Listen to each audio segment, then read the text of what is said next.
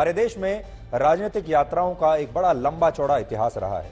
किसी भी बड़े नेता या पार्टी को अगर किसी खास मुद्दे पर जनता का समर्थन चाहिए होता है, उसे वोट चाहिए होती हैं, या वो उस मुद्दे को बड़ा चुनावी मुद्दा बनाना चाहता है, तो वो अक्सर भारत यात्रा पर या फिर अपने राज्य की यात्रा पर निकल पड़ता है।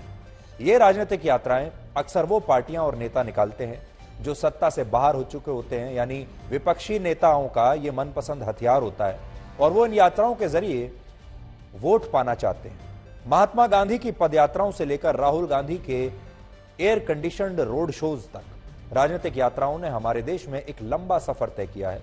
राहुल गांधी ने भी आज से अपनी एक नई यात्रा शुरू की है जिसका नाम है भारत जोड़ो यात्रा, और आज के इस विशेषण की प्रेरणा भी हमें राहुल गांधी से ही मिली है, जिसके बारे में आज हम आपको विस्तार से बताएंगे। लेकिन आज हमारा जो पूरा विश्लेषण होगा वो सिर्फ राहुल गांधी पर नहीं होगा, बल्कि यात्रा पॉलिटिक्स पर होगा। सबसे पहले आप ये तस्वीरें देखिए जो तमिलनाडु के श्री पेरम्बदूर से आई हैं। ये वही जगह है जहां 21 मई 1991 को पूर्व प्रधानमंत्री राजीव गांधी की एक चुनावी यात्रा के दौरान हत्या कर दी गई थी, और शायद यही वजह है कि अब उनके पुत्र राहुल गांधी ने भी कांग्रेस की भारत जोड़ो यात्रा की शुरुआत करने से पहले यहां आकर अपने पिता को श्रद्धांजलि दी। तो वो भी अपनी यात्रा की शुरुआत करने से पहले इसी जगह पर आए और उन्होंने राजीव गांधी को श्रद्धांजलि दी। तो इन तस्वीरों का एक बहुत बड़ा महत्व है। कांग्रेस और गांधी परिवार के इतिहास में श्री पेरम्बदूर नाम की यह जगह दो वजहों से बहुत अहम है। पहली वजह तो यह है कि यहां चुनावी यात्रा के दौरान राजीव गांधी की हत्या हुई थी, और दूसरी वजह यह कि श्री पेरम्बदूर की इसी घटना के बाद 1991 के लोकसभा चुनाव में लोगों का मूड बिल्कुल बदल गया था, और ऐसा कहा जाता है कि राजीव गांधी की हत्या के बाद देश के लोग कांग्रेस पार्टी की तरफ झुक गए थे, और इसके बाद जिन भी राज्यों में वोटिंग हुई, उनकी हत्या के बाद जिन भी राज्यों में वोटिंग हुई थी चुनावों में, वहां कांग्रेस को जबरदस्त जीत मिली थी। और आज भी कांग्रेस पार्टी और राहुल गांधी क्या चाहते हैं? यही चाहते हैं। आज राहुल गांधी लोकसभा में अपनी पार्टी का वैसा ही प्रदर्शन दोहराना चाहते हैं जैसा उस जमाने में हुआ था, और शायद ये भी बताना चाहते हैं लोगों को कि जिस तरह उनके पिता ने कांग्रेस पार्टी को मजबूत करने के लिए ये चुनावी यात्रा की, ठीक उसी तरह अब वो भी भारत जोड़ो यात्रा शुरू कर रहे हैं, और ये तस्वीरें आज आपको सब कुछ बता देंगी। पुरानी तस्वीरें हैं जो राहुल गांधी के पिता की हैं, राजीव गांधी की।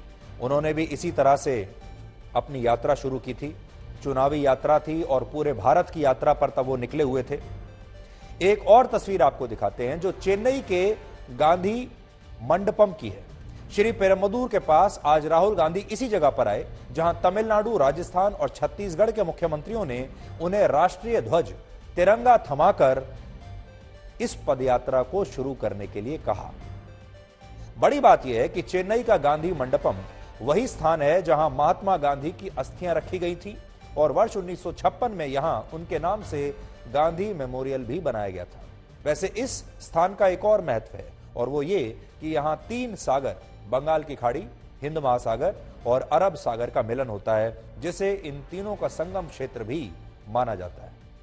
कांग्रेस ने इस यात्रा की शुरुआत आज तमिलनाडु के कन्याकुमारी से की है, और इस दौरान राहुल गांधी के साथ कांग्रेस के बड़े बड़े नेता और पदाधिकारी भी चल रहे थे। हालांकि इन तस्वीरों को देखकर आपको कहीं से भी ऐसा नहीं लगेगा कि ये कोई पद यात्रा है, बल्कि आपको ये यात्रा एक रोड शो जैसी नजर आएगी। लेकिन क्योंकि पदयात्रा जैसे शब्दों में वजन बहुत होता है, उनकी गंभीरता बहुत होती है, उनकी एक बहुत बड़ी लेगेसी रही है, और ऐसे शब्द सुनकर आजादी के आंदोलन के दौरान हुई पदयात्राओं की याद ताजा हो जाती है। इसलिए आज भी राजनीतिक दल ऐसे मॉडर्न रोड शोज को पदयात्रा कहना ही पसंद करते हैं। लेकिन हमें लगता है कि ये एक रोड शो है, और इसे आप कुछ बातों से समझ भी सकते हैं। तो एक तो बड़ी बात आज आपको जो समझाएंगे वो ये कि हमारे देश में ये सब कुछ पदयात्राओं से शुरू हुआ था जब महात्मा गांधी ने पदयात्राएं शुरू की थी, और वो पदयात्राएं अब रोड शोज तक पहुंच चुकी हैं। कांग्रेस की इस भारत जोड़ो यात्रा के लिए विशेष रूप से 60 कंटेनर्स तैयार किए गए हैं, और इन सभी कंटेनर्स में एयर कंडीशनर्स की सुविधा होगी, ताकि अगर राहुल गांधी और दूसरे बड़े बड़े नेता पदयात्रा करते हुए थक भी जाएं तो वो इन कंटेनर्स में आराम कर सकें और ये एयर कंडीशनर्स उन्हें गर्मी से बचा सकेंगे। तो ये सभी कंटेनर्स 60 ट्रकों पर फिट किए गए हैं और हर एक कंटेनर में 2 लोगों के रुकने की व्यवस्था होगी, यानी कुल मिलाकर 120 लोग इन कंटेनर्स में रह सकेंगे। आपने देखा होगा जब हमारे देश में बड़े बड़े फिल्मी कलाकार शूटिंग कर रहे होते हैं तो उनके लिए भी ऐसे ही कंटेनर्स तैयार किए जाते हैं, उनके लिए बसें तैयार की जाती हैं जिन्हें वैनिटी वैन कहते हैं। इसके अलावा इनमें कैंपिंग के लिए टेंट्स और दूसरा सामान भी रखा गया है ताकि पदयात्रा के दौरान पार्टी तय स्थानों पर रैलियां और जनसंपर्क अभियान आयोजित कर सके। तो ये एक तरीके से एयर कंडीशन्ड पदयात्रा होगी जिसमें राहुल गांधी के लिए और बड़े बड़े नेताओं के लिए एयर कंडीशन्ड एक तरीके से कमरे जो हैं वो तैयार रखे गए हैं। कांग्रेस पार्टी का कहना है कि उसकी भारत जोड़ो यात्रा के दौरान राहुल गांधी प्रतिदिन कम से कम 22 से 23 किलोमीटर पैदल चलेंगे और यह पदयात्रा हर रोज 2 चरणों में पूरी की जाएगी। इसके अलावा यह पूरी यात्रा 3570 किलोमीटर लंबी होगी जिसमें कुल मिलाकर 12 राज्यों और 20 बड़े शहरों को कवर किया जाएगा। और इस पदयात्रा में कांग्रेस के 16 बड़े नेता सक्रिय रूप से हिस्सा लेंगे और लगभग 150 दिनों के बाद यह पदयात्रा जम्मू कश्मीर के श्रीनगर में जाकर समाप्त होगी। यानी कश्मीर से लेकर कन्याकुमारी तक का पूरा प्लान है। कन्याकुमारी से राहुल गांधी चलेंगे और वो कश्मीर तक जाएंगे। इस पदयात्रा में शामिल होने वाले नेताओं और कार्यकर्ताओं को 4 श्रेणियों में बांटा गया है। पहली श्रेणी में कांग्रेस के वो 120 नेता और कार्यकर्ता हैं जो राहुल गांधी के साथ इस पूरी यात्रा के दौरान मौजूद रहेंगे। दूसरी श्रेणी में अतिथि के तौर पर यात्रा में शामिल होने वाले नेताओं को रखा गया है जिसमें कांग्रेस के ग्रुप 23 या जिसे आप G23 कहते हैं उसके नेता भी हो सकते हैं। तीसरी श्रेणी में स्थानीय नेता और एक कार्यकर्ता होंगे और चौथी श्रेणी में स्वयं सेवक यात्रियों की श्रेणी ये होगी। इसके अलावा कांग्रेस पार्टी का कहना है कि इस पदयात्रा में जो लोग कन्याकुमारी से श्रीनगर तक जाएंगे उनमें 30% महिलाएं होंगी और पदयात्रा में शामिल लोगों की औसत उम्र भी 38 वर्ष से ज्यादा नहीं होगी, यानी ये युवाओं की पदयात्रा है। हालांकि इस यात्रा का नेतृत्व कर रहे राहुल गांधी की अपनी उम्र ही 52 साल है, लेकिन फिर भी वो अपने आप को युवा ही कहते हैं। अब जल्दी से आपको इस यात्रा का रूट भी बता देते हैं। कन्याकुमारी से शुरू हुई यह पदयात्रा केरल के 3 शहरों तक जाएगी। इसके बाद कर्नाटक के मैसूर, बेल्लारी और रायचूर होते हुए तेलंगाना के विकाराबाद पहुंचेगी, फिर महाराष्ट्र के नांदेड़ और जलगांव से यह मध्य प्रदेश के इंदौर और फिर राजस्थान के कुछ जिलों तक पहुंचेगी और आखिर में उत्तर प्रदेश, दिल्ली, हरियाणा और पंजाब से ये श्रीनगर तक जाएगी। और इस तरह से इस पदयात्रा में कुल 12 राज्य कवर होंगे। ये वो 12 राज्य हैं जहां लोकसभा की कुल 321 लोकसभा सीटें पड़ती हैं और 2019 के लोकसभा चुनाव में कांग्रेस को इनमें से केवल 37 सीटों पर ही जीत मिली थी। इसलिए आप चाहें तो कांग्रेस की इस भारत जोड़ो यात्रा को उसकी वोट जोड़ो यात्रा भी कह सकते हैं। राहुल गांधी का कहना है कि उनकी ये पदयात्रा भारत को जोड़ने का काम करेगी और वो महंगाई और बेरोजगारी जैसे मुद्दों के साथ लोगों के बीच जाएंगे। इसके अलावा इस पदयात्रा में राहुल गांधी के साथ कांग्रेस के नेता जयराम रमेश भी होंगे, जिनका कहना है कि उन्होंने इस यात्रा के लिए खास तौर पर महंगे और ब्रांडेड जूते खरीदे हैं और ये सारे बयान आज हम आपको सुनवाएंगे। और ये भी देखिएगा कि इस यात्रा को लेकर बीजेपी की तरफ से क्या कहा गया है। After so many years after independence, we are feeling the need, and not just the Congress party, but millions and millions of Indian people are feeling the need of a Bharat Jodo Yatra.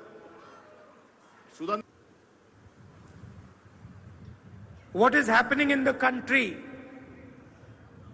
that so many people, millions and millions of people, feel that there is a need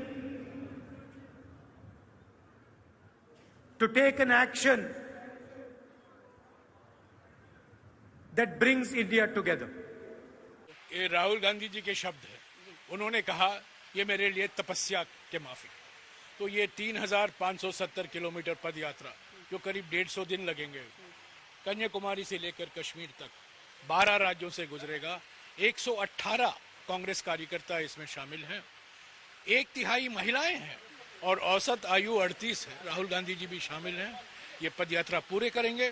Bharat जोड़ो यात्रा जिस मकसद से हमने इसकी कल्पना की थी, जिस मकसद से ये निकल रहा है, हमारे समाज में आर्थिक विषमताएं बढ़ रही हैं, भारत टूट रहा है, जोड़ने की जरूरत है। सामाजिक ध्रुवीकरण बढ़ रहा है, धर्म के नाम पर, जाति के नाम पर, भाषा के नाम पर, प्रांत के नाम पर भारत टूट रहा है, उसको जोड़ने की जरूरत है। सो 1947 में कांग्रेस ने ये भारत को खंडित किया था। भारत और पाकिस्तान, बाद में बांग्लादेश भी आया।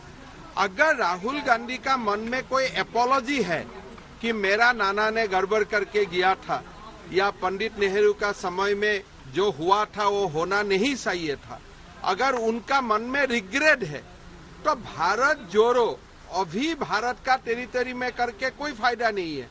आप पाकिस्तान को जोड़ने का कोशिश कीजिए, बांग्लादेश का जोड़ने का कोशिश कीजिए और अखंड भारत के लिए प्रचेष्टा कीजिए, अगर आपका मन में कोई रिग्रेट हो पार्टीशन के लिए। राहुल जी भारत जोड़ो यात्रा पर निकले। कभी कभी बड़ा आश्चर्य भी होता है, जो अपनी पार्टी को जोड़ नहीं सके वो भारत जोड़ने निकले, और जो अपने को अपनी पार्टी से भी नहीं जोड़ सके वो भारत जोड़ो की यात्रा पर निकले। कांग्रेस में एक दरबारी गायन होता है, राहुल जी को फिर अध्यक्ष बनाओ, फिर अध्यक्ष बनाओ। वो कहते हैं मैं नहीं बनूंगा, और बीच में विदेश यात्रा पर चले जाते हैं। तो पार्टी से वो कितने जुड़े हैं ये तो आप सभी जानते हैं।